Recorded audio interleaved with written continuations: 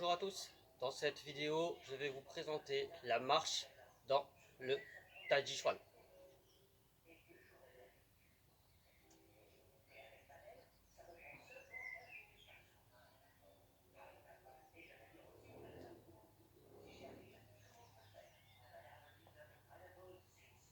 Voilà.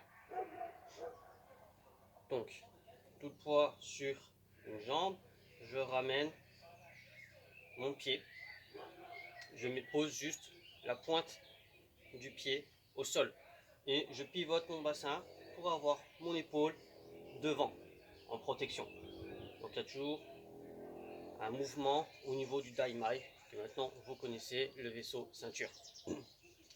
La pointe reste au sol et elle effleure le sol.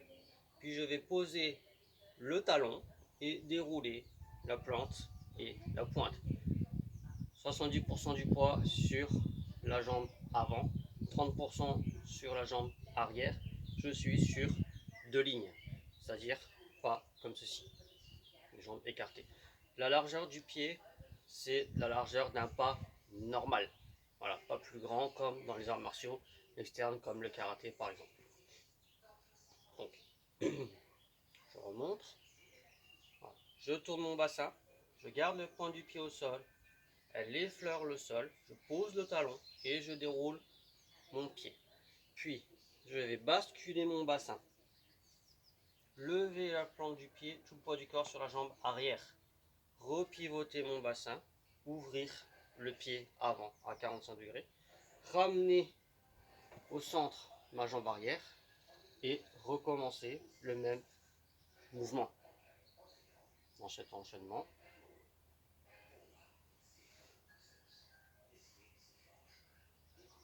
Voilà, je remonte.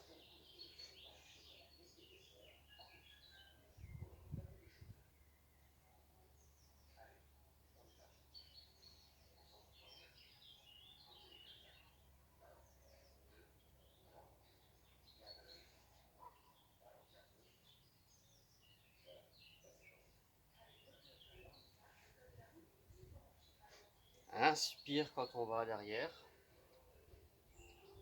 Petite rétention quand on ramène au centre. Expire quand on va vers l'avant. Vous pouvez placer vos mains dans différentes positions. Le placer sur le point Yuan, Yuan, Genmai 4. Donc Genmai c'est le méridien vaisseau conception. Je place mon doigt sur le nombril et je place la main en dessous. Dans mon axe central, juste en dessous de l'auriculaire, vous avez votre point. Toujours pareil, ce qu'on recherche, c'est une zone. Je place mes deux Laogong contre, peu importe si c'est la main gauche ou la main droite qui est devant. Et je fais mon mouvement en gardant mes mains. Attention à avoir les aisselles bien ouvertes, et garder un creux au niveau des aisselles pour ouvrir le méridien du cœur et libérer son esprit. On verra à ne pas fermer les coudes vers l'extérieur.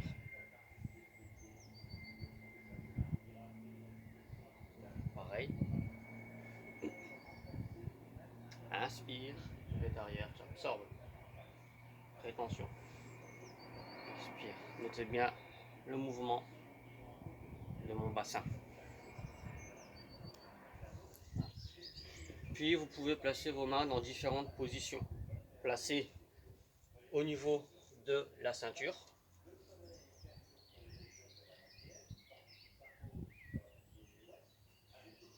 Les mains, les doigts comme si ça formait un triangle.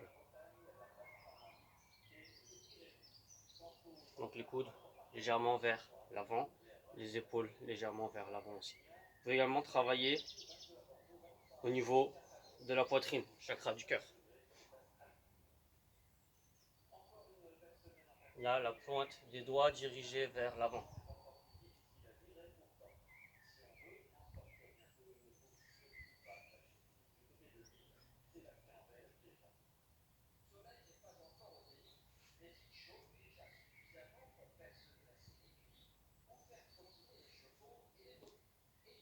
Voilà. Cette marche facilite énormément le travail d'ancrage, d'enracinement, qui est très important dans les arts martiaux, mais aussi dans l'énergétique et la spiritualité. Sans un bon enracinement, l'esprit divague et on peut avoir des déviations d'énergie, ce qui va créer différentes pathologies, en tout cas dysfonctions énergétiques et spirituelles. L'ancrage est primordial dans toutes les pratiques énergétiques, spirituelles et martiales.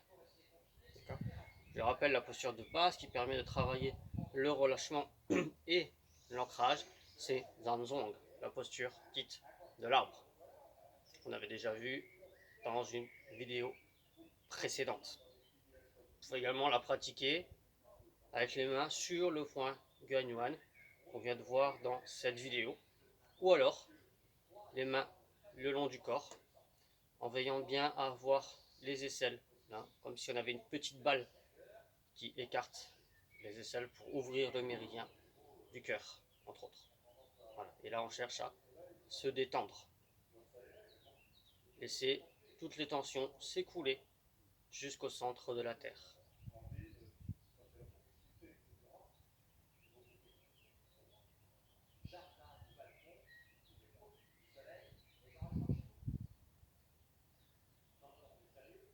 Voilà.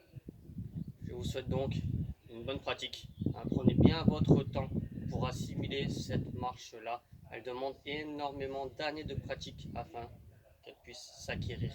Et même avec des années de pratique, je n'ai pas la prétention de la maîtriser totalement.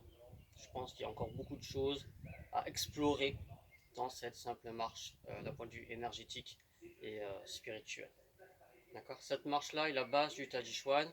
C'est là où vous allez faire tous vos mouvements. Par exemple, séparer la crémière du cheval, Yema Fensong, en déplacement.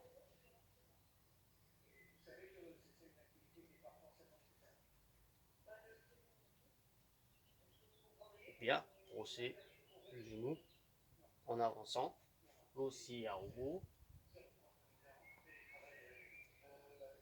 On peut également mettre éventuellement les deux pour avoir déjà une petite forme.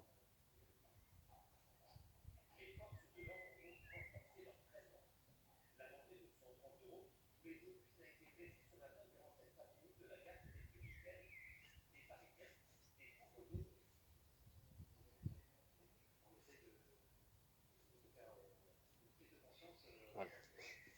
Essayez d'avoir des formes libres, pas de taoru préétabli. Je rappelle qu'un taoru, c'est l'équivalent japonais des katas. Donc le taoru, c'est chinois. Le Tajichuan, originairement, vient de Chine. Donc créez vos propres formes dans les directions que vous souhaitez. Par exemple, là je vous l'ai montré de face, je peux très bien prendre la direction que je décide. Toujours en gardant les deux mouvements qu'on vient de citer.